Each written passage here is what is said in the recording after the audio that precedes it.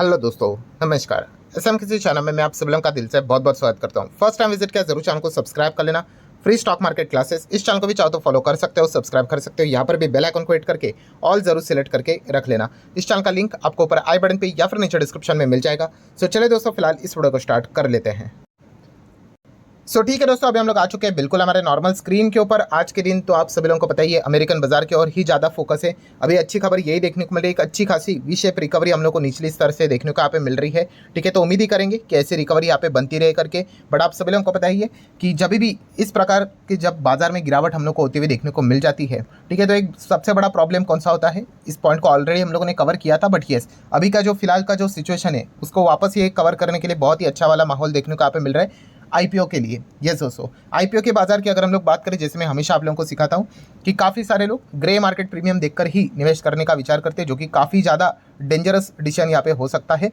And जब भी बाजार में इस प्रकार की गिरावटें हम लोग को देखने को यहाँ पे मिल जाती है, तो आईपीओ के जो जीएमपी होते हैं वो हम लोग को काफ़ी बार नीचे गिरते हुए देखने को यहाँ पे मिल जाते हैं। ये उनके लिए सबसे बड़ा खतरा वाला पॉइंट हम लोग को देखने को मिल जाता है। सो जीएमपी के हिसाब से अगर हम लोग बात करें तो ऑब्वियसली, जैसे मैं हमेशा कहता हूँ कि समंदर शांत होना काफ़ी इंपॉर्टेंट चीज़ यहाँ पे होती है। समंदर शांत होना मतलब बाजार में बहुत बड़ी कोई गिरावट नहीं होनी चाहिए, ऐसा बाजार एकदम शांत रहना चाहिए। भाग गया तो भाई बहुत ही अच्छी बात है, और भी ग्रे मार्केट प्रीमियम आपको शायद से बढ़ते हुए देखने को मिल जाए। बट अगर गिरावट अगर हो गई या फिर कोई टर्मोइल अगर बाजार में देखने को मिल गया, तो जेएमपी पूरा उड़ने का खतरा रहता है। एंड आईपीओ जो प्रीमियम का एक्सपेक्टेशन कर रहे हो लिस्ट के ऊपर होगा, लिस्टिंग होगा, वो डिस्काउंट के ऊपर भी लिस्ट हो सकता है। इसका सबसे अच्छा एग्जाम्पल हम लोगों ने कोविड के वक्त देखा था।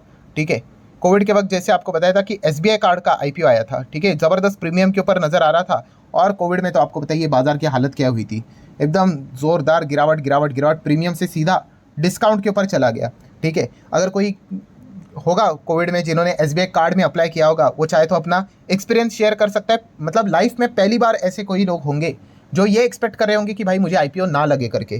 ठीक है, क्योंकि सीधी सीधी बात नज़र आ रही थी कि जीएमपी सीधा प्लस वाला माइनस में चला गया था। तो बताने का कंक्लूजन क्या है कि यस, बाजार का अच्छा रहना ग्रे मार्केट के लिए, आईपीओ के मार्केट के लिए, प्राइमरी मार्केट के लिए, सेकेंडरी मार्केट के लिए काफ़ी इंपॉर्टेंट चीज़ होती है।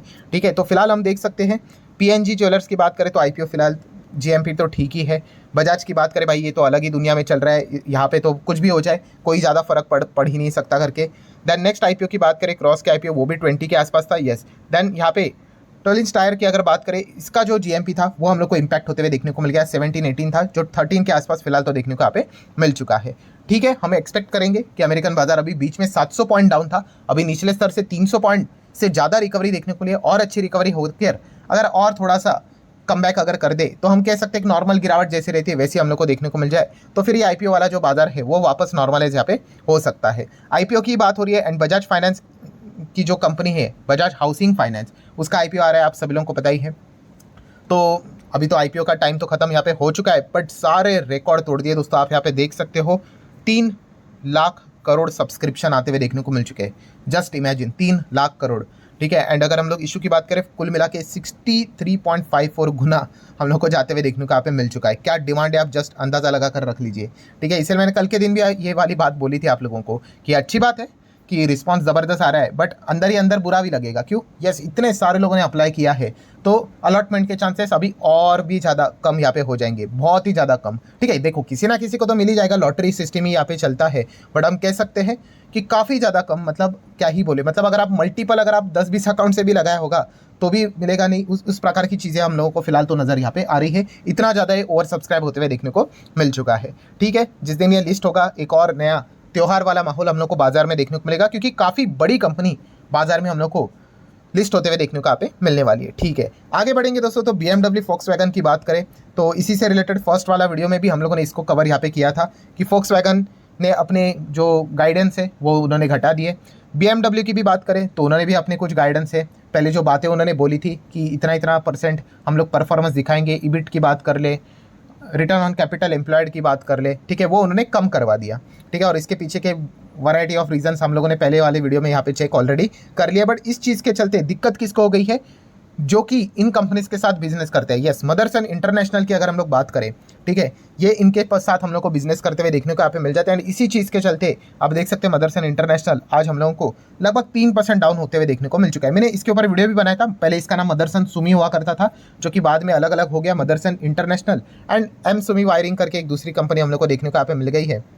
सो इस कंपनी के लिए एडवांटेज भी है वो डिसएडवांटेज भी है। डिसएडवांटेज मतलब पूरी दुनिया में इस कंपनी का बिजनेस फैला हुआ हम लोग को देखने को मिल जाता है पूरी दुनिया में। कोविड के वक्त तो इनको खास अलग तरीके से पिटाई हुई थी। क्यों? क्योंकि कोविड एक ऐसी बीमारी थी पूरी दुनिया में थी, तो इस कंपनी की तो हालत तब तो बहुत ही ज़्यादा खराब देखने को मिल रही थी।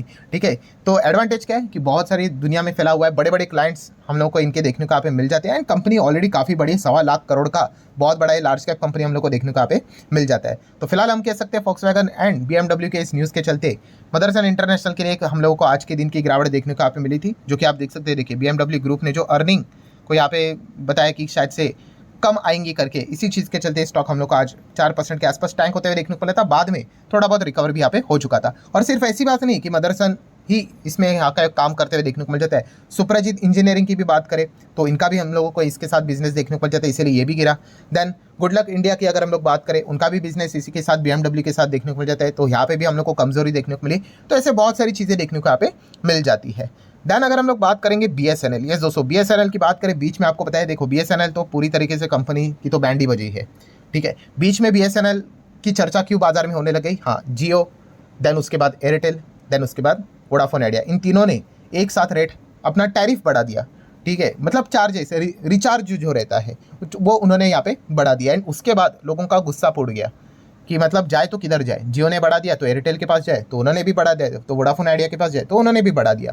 ठीक है, तो इसलिए लोगों ने बोल दिया कि भाई चलो अभी तो हम लोग यहाँ पे BSNL को ही प्रेफर करेंगे करके। देखिए BSNL के पास जाना कोई बड़ी बात नहीं है, सिम पोर्ट करवाना कोई बड़ी बात नहीं, सबसे बड़ा प्रॉब्लम क्या होता है? नेटवर्क मिलना। ठीक है, ये ऐसे ही थोड़ी ना कंपनियाँ इतना नीचे आती है, लगातार कस्टमर क्यों इनके छूटते जाते हैं।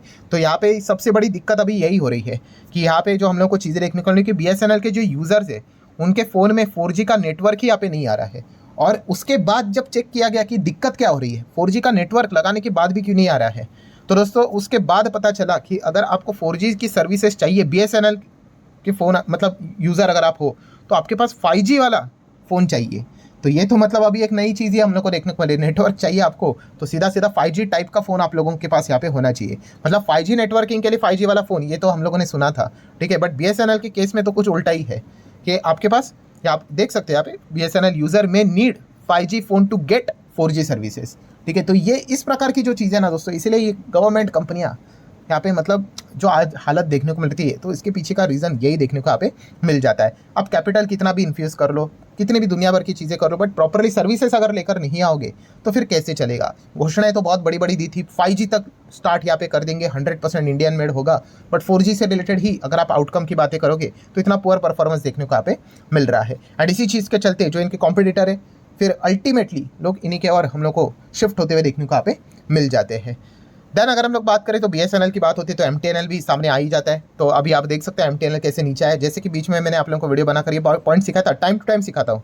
6 महीने का चार्ट पैटर्न देखिए, दिख रहा है एकदम से रॉकेट बना था बीच में, बट फंडामेंटल तो स्ट्रांग है नहीं। तो ये जब तक पार्टी चल रही तब तक ठीक है, उस पार्टी में अगर आपने सही टाइम पे एग्जिट ले लिया, ठीक है, तो आप बच गए, वरना आप बुरी तरीके से फंस गए। ठीक है, ये चीज़ें आपको अच्छी तरीके से समझ में यहाँ पे आना चाहिए, बार बार होता रहता है। ठीक है, आप कोई भी साल भर का चार्ट पैटर्न देखो, 5 साल का चार्ट पैटर्न देखो, मैक्सिमम चार्ट पैटर्न देखो। ठीक है, मैक्सिमम में तो नज़र भी नहीं आएगा, ये बीच बीच में कोई खबरें आएंगी ना, तो ऐसे ऑपरेटर इन स्टॉक्स को भगाते रहते हैं। ठीक है, जिनको फंडामेंटल समझ में आता है उनको समझता है भाई ये ट्रेडिंग वाला स्टॉक है। ट्रेडिंग वाला स्टॉक में टाइमिंग, ये मैंने काफ़ी बार ये वाला फॉर्मूला भी याद रखना, T for trading, T for timing, ये काफ़ी इंपॉर्टेंट होता है भाई। ट्रेडिंग से हिसाब से ऐसा नहीं होता है कि भाई मैं इसको 5 साल होल्ड करूंगा, वो तो इन्वेस्टमेंट हो गया। फिर ट्रेडिंग मतलब क्या, आपका एक शॉर्ट पीरियड ऑफ टाइम के लिए आप एंटर करते हो और वहाँ पे प्रॉपरली आपको एग्जिट करना भी आना चाहिए, वरना आप फंस गए फिर। ठीक है, तो ये इस प्रकार की जो कंपनियाँ होती है फंडामेंटली वीक मतलब ये देखो प्रॉफिट, देखो प्रॉफिट का पी है ही नहीं, पूरा लॉस का ही हम लोगों को परफॉर्मेंस देखने को मिल रहा है। सो ये तेज़ी जो देखने को मिल जाती है बस खबरों के चलते तेज़ी देखने को मिल जाती है। ठीक है, बीच बीच में आई थी BSNL एंड MTNL से रिलेटेड अलग अलग खबरें, बस उसमें स्टॉक भागता है, बट वो तेज़ी टिकेगी नहीं क्योंकि कंपनी के फंडामेंटल स्ट्रॉन्ग नहीं, तो वो वापस नीचे आएंगे। तो ये बातें आप लोगों को अच्छी तरीके से समझ में यहाँ पे आनी चाहिए। देन अगर हम लोग यहाँ पे आगे बढ़ेंगे दोस्तों, तो ओला इलेक्ट्रिक, यस ओला की अगर हम लोग बात करेंगे, आज के दिन भी 2-2.5% नीचे देखने को मिल चुका है। ठीक है, एंड यहाँ पे अंबित की अगर हम लोग बात करें, जो कि एक ब्रोकरेज फर्म है, उन्होंने यहाँ पे कि ओला इलेक्ट्रिक और भी नीचे जा सकता है, इससे रिलेटेड यहाँ पे रिपोर्टिंग यहाँ पे की है। सो इसके पीछे का रीज़न की अगर हम लोग यहाँ पे बात करें, तो उन्होंने बताया है कि जो परफॉर्मेंस हम लोग को देखने को यहाँ पे मिल रहा है वो इतना कुछ खास देखने को यहाँ पे नहीं मिल रहा है। खास मतलब जो मार्केट शेयर पहले हम लोगों ने देखा था जिस प्रकार से यहाँ पे डाउन हुआ है, ठीक है, तो इसी चीज़ के चलते ये जो ब्रोकरेज फर्म है वो एक्सपेक्ट करते हैं कि ये और नीचे यहाँ पे जा सकता है करके, जो कि ऑलरेडी टॉप से हम लोग को डाउन देखने को यहाँ पे मिल रहा है। काफ़ी लोग मुझे सवाल पे पूछते हैं कमेंट सेक्शन, सर क्या है इसका, क्या होगा क्या होगा। तो ऑब्वियसली जैसे मैंने कहा है, कंपनी को बिजनेस अच्छा करना है, अगर कंपनी ने अपने नंबर अच्छे दिखा दिए, बात खत्म। जैसे कि एक बच्चा बोल रहा है भाई कि मैंने तो पूरे टाइम पढ़ाई की थी, बट जब रिजल्ट आया तो देख लिया भाई फेल हो गया या फिर कम मार्क्स है, तो फिर आप कुछ भी बोलो ना, रिजल्ट में तो यही चीज़ देखने को मिल रही है और बार बार देखने को मिल रही है। तो आप समझ ही सकते हो कि पढ़ाई तो प्रॉपरली नहीं हो रही। अगर पढ़ाई प्रॉपरली की है भाई, मार्क्स आ ही जाएंगे। ठीक है, तो बाजार ऑटोमेटिकली उस चीज़ को फिर वैल्यूएशन उतना दे ही देता है। ठीक है, तो इमोशनली होके तो कुछ होने वाला है नहीं, नंबर्स दिखाने पड़ेंगे तो ऑटोमेटिकली बाजार भी उनको सपोर्ट करेगा। एंड ऊपर से बजाज ऑटो तो और भी ज़्यादा इनके लिए दिक्कतें पैदा करवा रहा है, जो कि आप देख सकते हैं रोज़ नए नए हाई यहाँ पे फिलहाल तो लगाते हुए देखने को यहाँ पे मिल रहा है। सो कॉम्पिटिटर लगातार आगे यहाँ पे बढ़ रहा है। हाँ, पूरा तो कॉम्पिटिटर तो नहीं कह सकते क्योंकि इसमें तो हम लोग को बाकी भी वेरिएंट्स देखने को मिल जाते हैं, बट स्टिल काफ़ी अच्छा परफॉर्मेंस दे रहा है। देन अगर हम लोग बात करेंगे दोस्तों, जैसे कि आपको बताया था कि गौतम अदानी जी ने यहाँ पे एक बीच में अनाउंसमेंट किया था कि काफ़ी बड़ा वो फंड रेजिंग का प्लान यहाँ पे कर रहे हैं। 40,000 करोड़ से भी ज़्यादा का फंड रेजिंग होगा आने वाले अपकमिंग 3 से 5 साल में। और जैसे आपको बताया था कि ये फंड रेजिंग की चीज़ें होगी ना, कुछ ना कुछ करके हिंडनबर्ग ज़रूर कुछ ना कुछ तो उंगली तो ज़रूर करेगा। सो आज के दिन हम कह सकते हैं दोस्तों, उन्हीं की ओर से कुछ ना कुछ उंगली होते हुए देखने को मिली है, बट वो अदानी की ओर हम लोग को इशारा होते हुए देखने को नहीं मिला है। उन्होंने जो ट्वीट किया है वो किसके ऊपर ट्वीट किया है, वापस सेबी चीफ के ऊपर ही ट्वीट किया है। ठीक है, बट इसका इनडायरेक्ट इंपैक्ट आपको समझ में यहाँ पे आना चाहिए, मतलब उसके ऊपर थोड़ी देर बाद आ जाएंगे। सो सेबी चीफ की अगर हम लोग बात करते तो आप देख सकते हैं Hindenburg latest tweet on SEBI chief after, कब, जब कांग्रेस ने जो नए एलिगेशंस लगाए ना उसके बाद उनका ट्वीट देखने को मिल रहा है। किसका, हिंडनबर्ग का।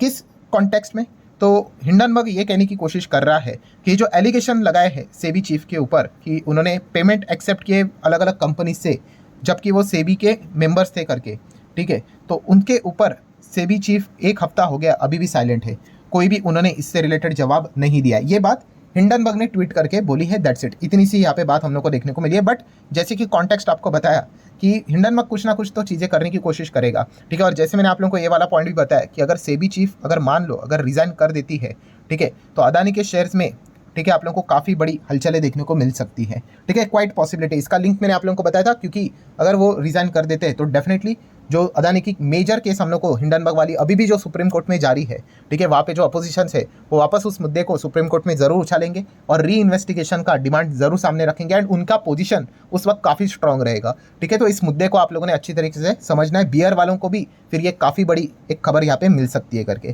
ठीक है, अब ये होगा नहीं होगा आई डोंट नो, वो तो डिपार्टमेंट एंड जो भी कोई इन्वेस्टिगेशन एजेंसी होगी नहीं होगी वो डिसाइड करेंगे। मैं जस्ट न्यूज़ कवर यहाँ पे करवा रहा हूँ। सो आशा करता हूँ दोस्तों वीडियो हेल्पफुल लगा होगा, तो चाहो तो लाइक एंड शेयर कर सकते हो। मिलते हैं कल, नहीं अब इसके बाद एक और वीडियो, मिलते हैं नेक्स्ट वीडियो में, तब तक के लिए बाय बाय।